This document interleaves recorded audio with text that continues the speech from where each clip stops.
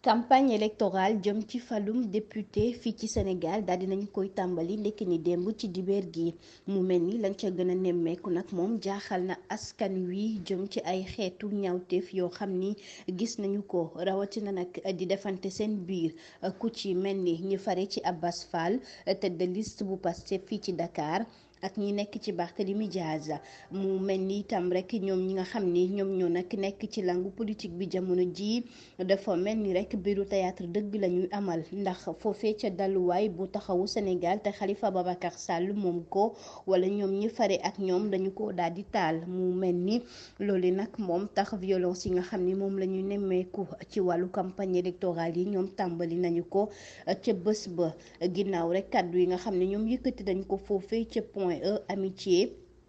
Abass Fall la mu xamle mooy nii moom rek day daal di defanteeg ñoom ba mu saf sàpp rawatina ñi fare ak Barthélémy Diaz ndax du leen may dara mu ni rek day fayantoo ndax li fi amoon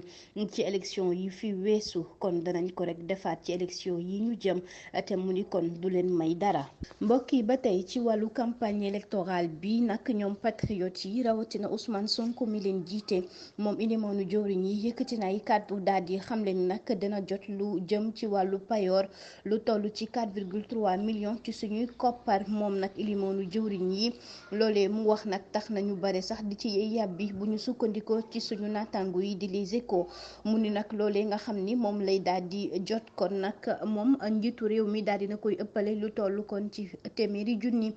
ci suñuy koppar ginnaaw moom njiitu réew mi rek kon ñu ngi gis ni mi ngi jot lu toll ci 4,8 millions ci suñuy koppar loolee nga xam ni daal dina koy fësal kon ci déclaration de patrimoine ba nga xam ni waxoon na ko mu mel ni bile yoon Ousmane Sonko kon rek moo daal di yëkkati ay kàddu daal di koy waxal boppam jëm nag ci transparence bi nga xam ni soxla nañu ko ci wàllu mandat bi ak lu jëm ci wàllu question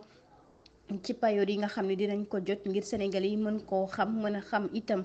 kon suñu njiit yi lan la ñuy daal di rek jot ci wàllum payoor mu ni loolee kon moo nekk ci li nga xam ni moom lay daal di jot te gis nañu tamit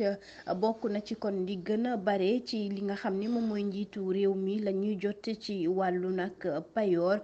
te nag day sax daal di ëpp ci li nga xam ni nag moom la ñuy daal di jot ci ay koppar ginnaaw lu jëm ci wàllu revenu ak disposition yi nga xam ne dinañ ko taxawal ñeel kon rek koppar yi nga xam ne mi ngi dugg ci réew mi.